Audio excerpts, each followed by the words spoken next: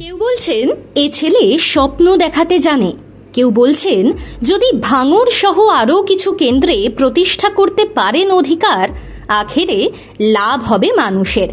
তিনি ধর্মপ্রাণ মুসলিম, কিন্তু আচরণে ধর্ম নিরপেক্ষ। কখনো মঞ্চ থেকে ধর্মীয় প্রচার করেন না, মানুষের অধিকার প্রতিষ্ঠার ধর্মে ব্রতী তিনি। এহেন ছেলে যে নতুন করে ঝাঁপাবেন তাতে আর আশ্চর্য কি? না, আশ্চর্য হওয়ার মতো কথাই যে বলছেন তিনি। বলে দিচ্ছেন ক্ষমতার লোভে আসেননি তিনি, বলে দিচ্ছেন তার একমাত্র লক্ষ্য সমাজ বদলানো। এই তিনি আর কেউ নন, ভাঙড়ের বিধায়ক নওশাদ সিদ্দিকী। আইএসএফ এর চেয়ারম্যানের রাজনীতিতে যা বয়স, তাতে স্বচ্ছন্দে তাকে শিশুই বলা চলে। শৈশব এখনো পার না করলেও সাহসী হতে জানেন। দ্য ইন্ডিপেন্ডেন্ট বেঙ্গলকে দেওয়া ইন্টারভিউতে সোজা সাপটা নিজের কথা বলে দিয়েছেন নওশাদ। একসময় তাঁর লড়াই ছিল আরাবুল ইসলামের সঙ্গে, এখন প্রতিপক্ষ বদলে গিয়েছে। ক্যানিং পূর্বে তৃণমূল বিধায়ক শওকত মোল্লার বিরুদ্ধে লড়াই করছেন। 7 মাস পর বাংলায় বিধানসভা নির্বাচন। ভয় হয় যদি হেরে যান, হেরে গেলে আর রাজনীতির ময়দানে দেখা যাবে তাকে? নওশাদ সরাসরি বলে দিচ্ছেন, ভয় আমি পাই না। বাংলার মনীষীদের জীবনী পড়ে বড় হয়েছি, তাঁদের কথাই মঞ্চ থেকে বলে মানুষকে প্রেরণা দেওয়ার চেষ্টা করি। কারণ ক্ষুদিরাম বসু, প্রীতিলতা ওয়েদ্দেদাররা আজও আমাকে ইন্সপায়ার করেন। আর সেই সঙ্গে আমি ধর্মনিরপেক্ষ মানুষ, কিন্তু একই সঙ্গে ধার্মিক মানুষও। নিজের ধর্ম পালন করি, নিজের ধর্মগ্রন্থও পড়েছি, তাই ভয়ের কোনো প্রশ্ন নেই।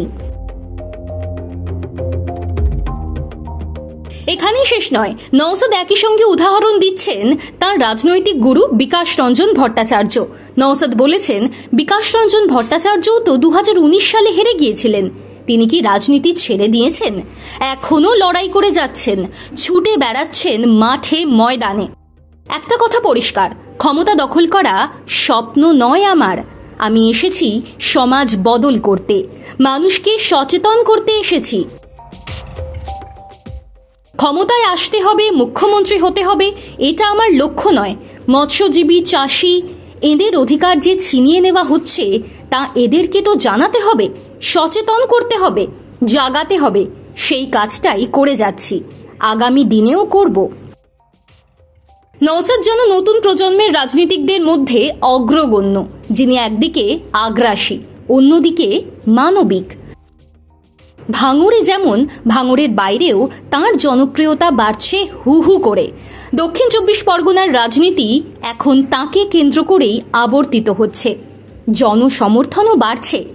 নওশাদ এই বিধানসভা ভোটের অন্যতম তারকা, সন্দেহ নেই। সেই তিনিই কিন্তু বলে দিচ্ছেন, কেউ রাজনীতিকে অন্যভাবে নিচ্ছেন, কেউ সমাজসেবা করতে এসেছেন, মানুষের অধিকার রক্ষা করার জন্য এসেছেন। আমি দ্বিতীয় দলের লোক, যাদের জন্য সাধারণ মানুষ অশান্তি ভোগ করছে, তারা নেতা হয়ে যাচ্ছে। আমাকে যখন প্রথমবার জেলে যেতে হলো, আমি জজ সাহেবকে বলেছিলাম, সাধারণের মতো আমি জেলে থাকব, নেতা হিসেবে বাড়তি সুবিধা নেব না। শিক্ষা গড়ে মানুষ, আর দর্শন গড়ে সমাজ। নওশাদের সাম্যের দর্শন কি নতুন সমাজ গড়তে পারবে? নওশাদ নিজেই উত্তর দেবেন একদিন।